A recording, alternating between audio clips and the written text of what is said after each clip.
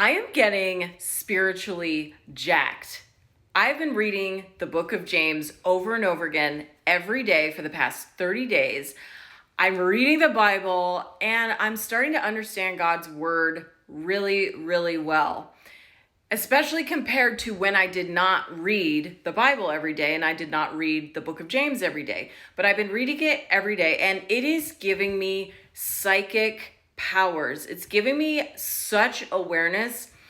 I can see jealousy. I can see envy and hatred, and I can see the spirit in people to the point where I can read people's minds. I can read their intentions, because when you read the book of James over and over again, you start to understand character and you start to understand what God is calling us to do and to be, and it makes more sense.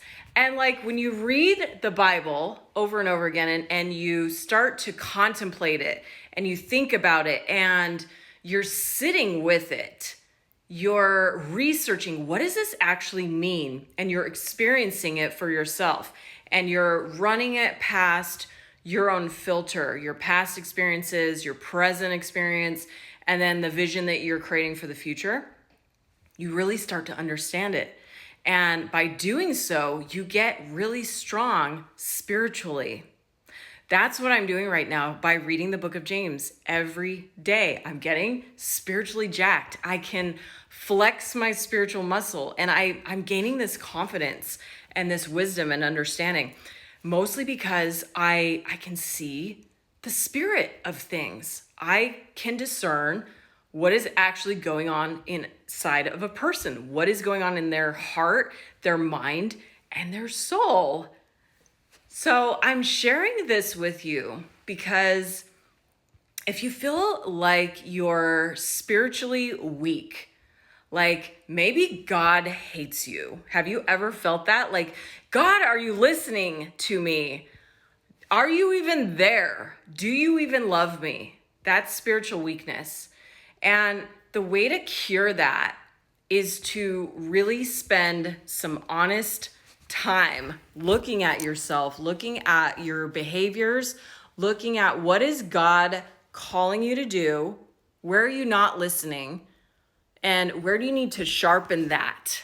Where do you need to be like, oh, Michelle, I'm getting this clear directive from above, but I'm not listening to it. I'm not heeding the call. I'm disregarding it. I'm ignoring it. Where are you not listening? Where are you not taking the action that you know you need to take for your business, for your marketing, for your personal life? Where are you just being stubborn? Where are you having a spirit of rebellion by not listening to this higher calling? If you're struggling with your marketing, with your business, these are all very easy things to solve with a strong hook. So a hook in copywriting, I was a copywriter for 15 years and a freelance copywriter. That's how I made my money. A hook is that very first sentence that pulls you in. It's the reason that people stop and listen. It's the reason people keep listening. So if you don't have a strong hook, they're not going to listen past your first sentence. They're not going to read past the first sentence in your email. They're not going to read past the subject line. They're not going to see the rest of it because you didn't hook them. So a strong hook means you have good copywriting for that first sentence and you can gain their attention. You can earn their attention. When you have a strong hook, you earn people's attention. And so if you're struggling with your business, check your hook first and foremost. Is it clear why people should listen to you? Because having a strong hook can solve a lot of those other business and marketing problems. If you don't have a strong hook, you have to ask, well, why? Why am I tolerating having a weak, confusing, or non-existent or complicated hook? Why am I tolerating that? What is that reflecting about my character? And then go back to the book of James. Well, are you being double-minded? Are you coming out like with the spirit of jealousy? Like, what is it in your character that's having you tolerate a weak hook in your marketing?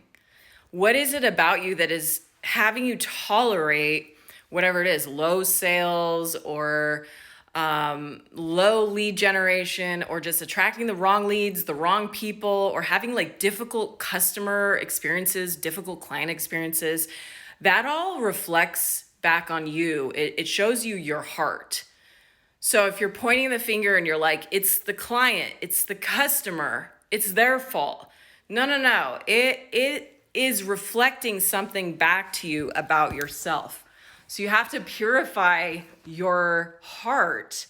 And I do that by reading the book of James every day. I mean, it's working. So much is being lifted off of my spirit. I'm not held down by these certain things anymore, things from my past, people from my past, the judgments of other people. Y'all can judge as much as you want. It's not doing anything to me anymore because my soul is lifted. I'm elevated. I feel like I'm connected to God and I'm listening to God, and I'm getting these instructions that he's just downloading into my brain, my heart. He's like, okay, do this, this, this, and this. And it's very clear. It's always healthy. It's never like a vice or something destructive. It's just always good for me.